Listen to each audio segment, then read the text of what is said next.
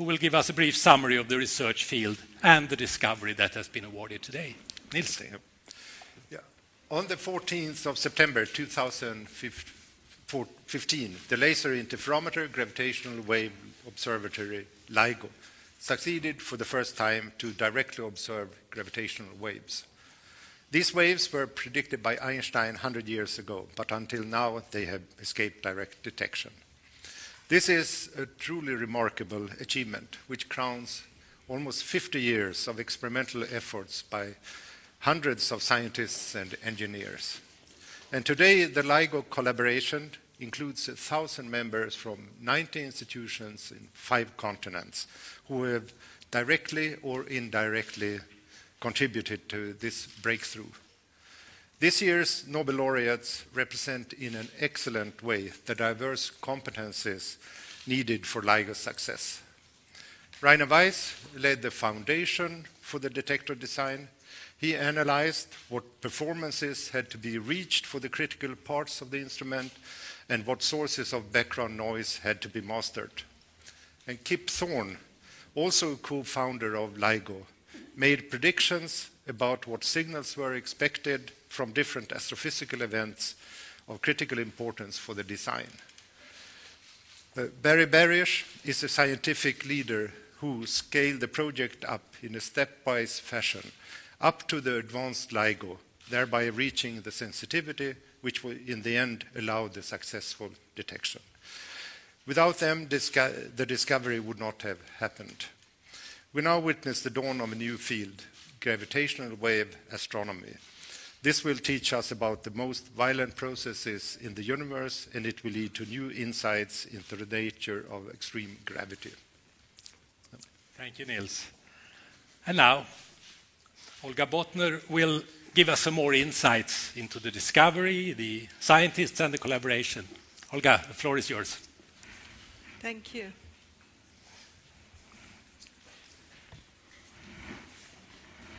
So I'll try not to stand in the way of anyone. Once upon a time, a long time ago, in a galaxy far, far away, 2 massive black holes engaged in a deadly dance, revolving around each other, spiraling faster and faster, whirling finally at half the velocity of light. They collided and merged, forming an even more massive black hole. This momentous event reverberated through space and time as gravitational waves sped outwards, carrying information on what had just happened. These events took place about 1.3 billion years ago, at a time when the first multicellular life emerged on Earth.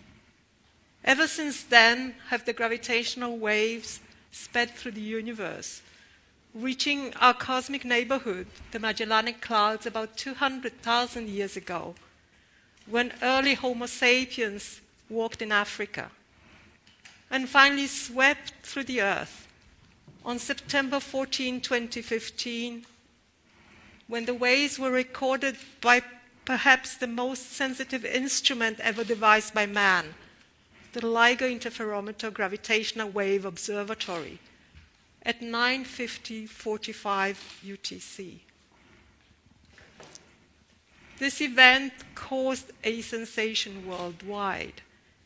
We knew that gravitational waves existed indirectly, but this was the first time ever they had been directly observed, and this, of course, made the headlines of major newspapers like the New York Times.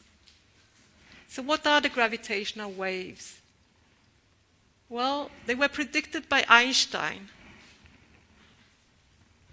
within his general theory of relativity. Gravitational waves arise when heavy bodies accelerate. That is, when the velocity is changing with time.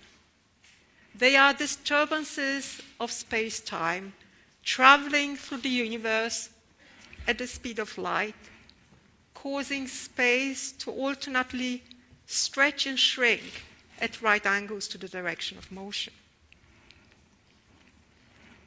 Now, the effect, the gravitational strain, is tiny, even from a ponderous event like the collision and merger of two black holes. If we imagine a ruler, the length of the Earth's diameter, like 13,000 kilometers, a passing gravitational wave would make this ruler vibrate by 1/1,000,000th of a millimeter, which is about the size of an atomic nucleus. Nevertheless, the team of scientists led by this year's Nobel laureate succeeded in measuring this tiny vibrance. The key to this success is laser interferometry. And I'm now trying to explain the principle behind laser interferometry for you. The light from a laser is led towards a beam splitter where the light is split along two detector arms at right angle to each other. In the case of LIGO, these detector arms are 4 kilometers long. Mirrors at the end of the arms reflect the light back towards the beam splitter, where the two waves are overlaid and channeled towards the light detector, where a fringe pattern is registered. Now, a passing gravitational wave will make one of the arms shrink when the other arm expands, and this makes the pattern shift very, very slightly. And this is what the scientists detect. Now, the effect is incredibly small, and the detector is amazingly sensitive. A passing truck or ocean waves beating against a far shore cause a disturbance, which must be monitored and offset. Also, to exclude local disturbances, each LIGO detector cannot operate on its own. And this is why the LIGO Observatory comprises two detectors, one in Hanford in Washington State and the other in Livingston, Louisiana, on opposite coasts of the American continent, separated by about 3,000 kilometers. And on the left hand, you see panels showing you the gravitational wave registered on September 14, 2015 by the two detectors.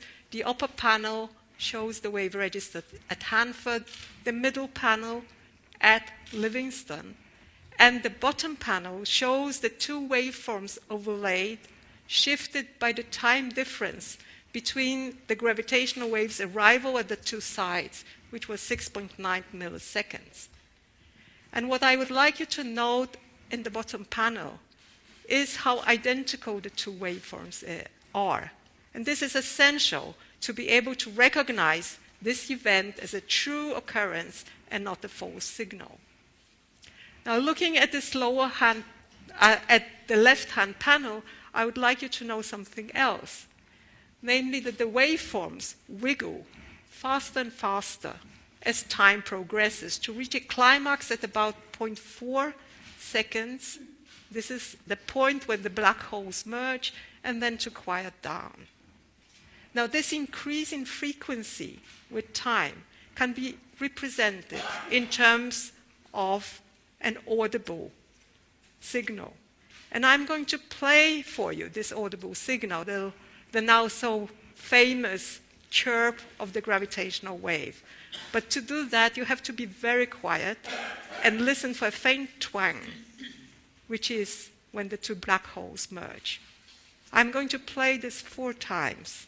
So here goes.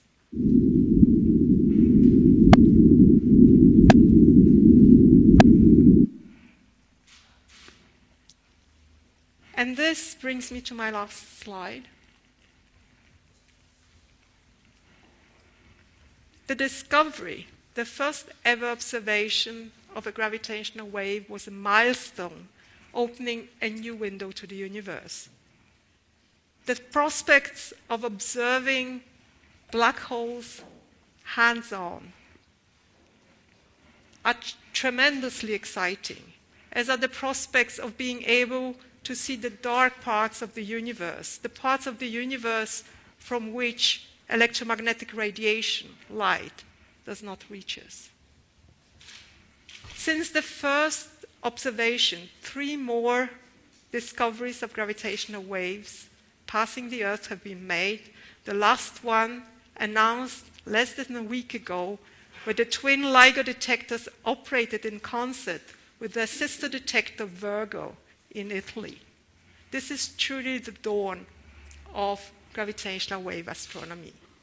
And I couldn't help but end with Einstein, who obviously was right again, even though back when, for a while, he didn't believe that gravitational waves existed. And so I'm going to leave you with a picture of the 3 Nobel laureates, the leaders of the international team of scientists behind the discovery that shook the world. Thank you. Thank you very much, Olga, for that exciting introduction to the field.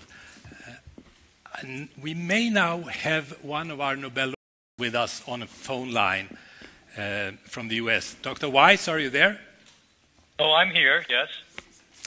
Can you hear me? Yes, absolutely. Good morning. This is Göran Hansen, the guy who woke you up Okay. an hour ago or so. How are you now? I'm fine. I even have clothing on. Yeah. Very good. It's just a phone line, so it's not absolutely That's mandatory, fine. but you don't have to freeze then. So I'm now sitting in the beautiful session hall of the Royal Swedish Academy of Sciences. We're in the midst of the press conference. Here are journalists from Swedish and international media, and I'm sure they would like to ask you some questions. So are you ready for them, Dr. Weiss? I hope I am. I hope I can understand. Yeah. Please, Thomas von Heine. Good morning, Professor. Congratulations. Swedish television. Von Morning. Heine is my name. I'm curious. We just heard that now by sort of seeing these gravitational waves, you can deduce what happened when 2 black holes merged. And what else is there that we can learn now that we can detect them? Well, there's a huge amount of things to find out in the universe that radiate gravitational waves. I mean, the black holes are probably the strongest source, but there are many, many others. And for example, the neutron stars themselves, which are now stars that are not yet black holes, they are still stars that are quite finite in size. And they get together, in fact, the very first discovery that was made of gravitational waves, indirect discovery, but a very important one, was done with a pair of neutron stars. There was a Nobel Prize given for that back in the 90s, where they were observed, neutron stars, they're in a pair, kept going around each other. And through the motions, you could determine, the motions of the 2 stars, you could determine that they were radiating gravitational waves. It was a major discovery in the field of gravitation. The other kind of things that was we hope to see those. We hope to see, in fact, the supernova at one point. It's not so easy. There are not so many of them, but these are stars that have come to the end of their lives, and they then rapidly collapse, and in the process of collapsing, if they have any kind of spherical motion that is completely spherical, which most likely will be the case, they will also radiate. And in fact, they will radiate and tell us really what goes on in a supernova, which would be absolutely fascinating. And there is, in the future, also the business, eventually the idea of looking for a background radiation of gravitational waves, which is just a noise that comes from the whole universe in a way, because you have quite resolved all the sources. But there will be a background noise of gravitational waves. So there is now a way of looking, technique that was developed, of looking at a part of the universe never really seen before. A lot of things that do not send their messages out electromagnetically. They send them out by making gravitational waves. So we're very hopeful that becomes really part of astronomy and astrophysics. not just the uniqueness of having made a detection of single gravity for a few of them. This becomes part of the science of understanding the universe. Okay, thank you very much. There's a slight problem with the phone line, but I think you could hear. We have a question over there. Yeah. Congratulations, Professor Weiss. I'm Sufficient Axelsson, freelance reporter for China Radio and also reporter for Green Post. My question is, did you expect this, or did you know that you have been nominated? And what was your reaction when you heard the news? Thank you. Right. Yeah, it's really wonderful. I mean, I view this more as a thing that it recognizes the work of about 1,000 people, and it's the work, really a dedicated effort that has been going on for, I hate to tell you, it's as long as 40 years of people thinking about this, trying to make a detection of, sometimes failing in the early days, and then slowly but surely getting the technology together to be able to do it. And it's very, very exciting that it worked out in the end, that we are actually detecting things and actually adding to the knowledge through gravitational waves of what goes on in the universe. It's a wonderful experience, sort of begun anew. And many of us who are in this thing fully expect that we're going to learn things that we didn't know about. I mean, at this moment, we knew about black holes other ways, and we knew about neutron stars. We've known about, well, those are the two things that ultimately are seen. But the thing is that we hope that there are all sorts of phenomena that you can see mostly because of the gravitational waves they emit. That will open a new science and will add to the science that is already, you know, such a deep thing in terms of understanding the universe. So I can't answer you any better than that. I think that was a great answer. Thank you very much. More questions? The lady over there. Hi, I'm Anneli Megner-Arn, and I'm from the Swedish TV4. Congratulations, this was a really cool discovery. I wonder, when Röntgen got the first Nobel Prize in physics, when he discovered the X-ray, I don't think he thought that in 100 or a little bit more time we would be using these X-ray waves in hospitals daily and dentists and so on. And I wonder, in 100 years from now, do you think we will have little small devices and measure those gravitational waves?